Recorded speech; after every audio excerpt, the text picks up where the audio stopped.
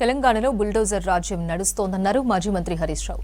రాత్రికి రాత్రే ఇండ్లు కూల్చేస్తే ప్రజలు ఏమైపోవాలని ప్రశ్నించారు. హైడ్రా, మూసీ సుందరీకరణపై రేవంత్ రెడ్డి అఖిలపక్షాన్ని పిలవాలన్నారు. పేద ప్రజల కన్నీళ్ల మీద అభివృద్ధి జరగొద్దన్నారు. బుచ్చమ్మ ఆత్మహత్య ముమ్మాటికి ప్రభుత్వ హత్యనన్నారు. హైడ్రా బాధితులకు బీఆర్ఎస్ అండగా ఉంటుందన్నారు. రేవంత్ రెడ్డి ఇళ్ల కొడంగల్ చెరువు కుంటలో ఉందన్నారు. ఎమ్మెల్యే సబితా ఇంద్రారెడ్డి రేవంత్ పాలనలో ప్రజలు భయపడుతున్నారని చెప్పారు.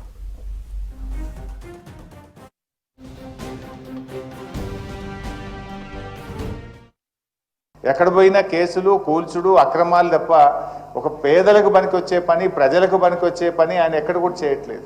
నిజంగా మీరు మాట్లాడారు, పాపం ఒక సోదరిమణి ఇందాక మాట్లాడుతూ ఇంకా 2035 వరకు మేము ఈఎంఐ కట్టాలి అన్నారు. నువ్వు ఇల్లు కూలగొడితే ఆ ఈఎంఐ ఎక్కడ కట్టాలి? కొత్త ఇల్లు కిరాయికి తీసుకొని ఎక్కడ బతకాలి? ఆ కుటుంబం ఏమవుతుంది? ఇల్లు అనేది ఇల్లు కట్టి చూడు, పెళ్లి చేసి చూడు అనే ఒక సామెత ఉన్నది. జీవితంలో ఒకేసారి ఇల్లు కడతారు, ఒకేసారి పెళ్లి చేసుకుంటారు.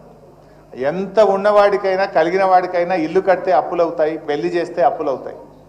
అలా ఎన్నో అప్పులు తెచ్చి రూపాయి జమ చేసి చెమటోడ్చి కష్టపడి ఎంతోమంది ఇల్లు కట్టుకుంటే నువ్వు రాత్రి కూలగొట్టి ఆ కుటుంబాలు ఏమవుతాయి?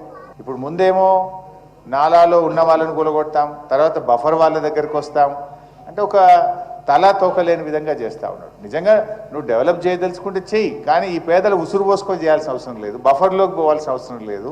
నువ్వు చెరువు వితిన్ దాంట్లో చేసే ప్రయత్నం చేయి.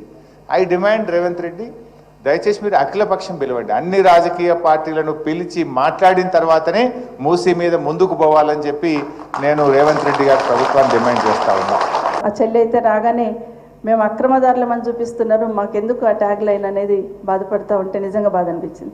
కాబట్టి మీరందరూ కూడా ధైర్యంగా ఉండండి. హరీష్ రావు గారు చెప్పినట్టు టెన్షన్ పడకండి, తొందరపడకండి. ఆరోగ్యాలు ఇది కాకుండా ఖచ్చితంగా లీగల్గా ఫైట్ చేస్తాం. బుల్డోజర్ వచ్చింది, ఏదైనా వచ్చిందంటే ఆ బుల్డోజర్ కన్నా ముందు మేమే ముందు వచ్చి నిల్చుంటాం. టెన్షన్ పడకండి అని కూడా మీకు అందరికీ మరొకసారి తెలియజేసుకుంటూ, నిజంగానే అన్ని పర్మిషన్స్ తీసుకొని కట్టుకున్న వాళ్ళకి ఇంత అరాచకం చేసే ప్రయత్నం చేసి ఒక విధ్వంసాన్ని సృష్టిస్తున్న ప్రయత్నం చేస్తున్నాడు. ఇది మనం అందరం చూస్తున్నాం. కానీ మీరు అందరు చదువుకున్న వాళ్ళు, మీకు అందరికీ ఆ ధైర్యం ఉంది. పోరాటం చేసి ఈ స్థాయికి ఎదిగున్నారు. మీరు మధ్యతరగతి వాళ్ళందరం ఏ విధంగా ఉంటాం అనేది అందరికీ తెలుసు. ఎన్ని కష్టాలు పడతాం, పిల్లల భవిష్యత్తు కోసం ఎన్ని రకాల సాక్రిఫైస్ చేస్తామో, ఎన్ని రకాల ఆలోచనలు చేస్తామనేది తెలుసు.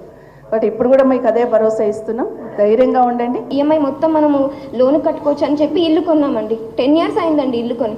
ఇప్పుడు సడన్గా వచ్చి బఫర్ జోన్ అంటున్నారు. అంటే ఇప్పుడు బఫర్ జోన్లో ఒక్కసారి మార్పు వేస్తే కూలగొట్టేస్తామంటున్నారు. మాకు అసలు ఏం చేయాలో మాకు అర్థం కావట్లేదు. ఇంకా 2035 దాకా మాకు ఈఎంఐస్ ఉన్నాయి. వాళ్ళు బ్యాంక్ వాళ్ళు ఏం చెప్తున్నారంటే ఇల్లు ఉన్నా లేకపోయినా మేము ఈఎంఐ కట్టాలంటున్నారు. అదేలా అవుతుంది? అండ్ దీంతో పాటు ఇంకొకటి ఏంటంటే ఈఎంఐ కట్టకపోతే మా మీద రివర్స్ కేర్స్ వేస్తారంట. అంటే మేము ఇల్లీగల్గా వాళ్ళకి డాక్యుమెంట్స్ ఇచ్చి మేము ఇచ్చేసామని మా మీద వేస్తారు. సో ఏదైనా బర్డన్ మేము బేర్ చేయాలండి. డెవలప్మెంట్ చేయండి, మేము ఎవ్వరికి అగేన్స్ట్ కాదు, డెవలప్మెంట్ చేయండి. But not at the cost of మా జీవితాలు పోయి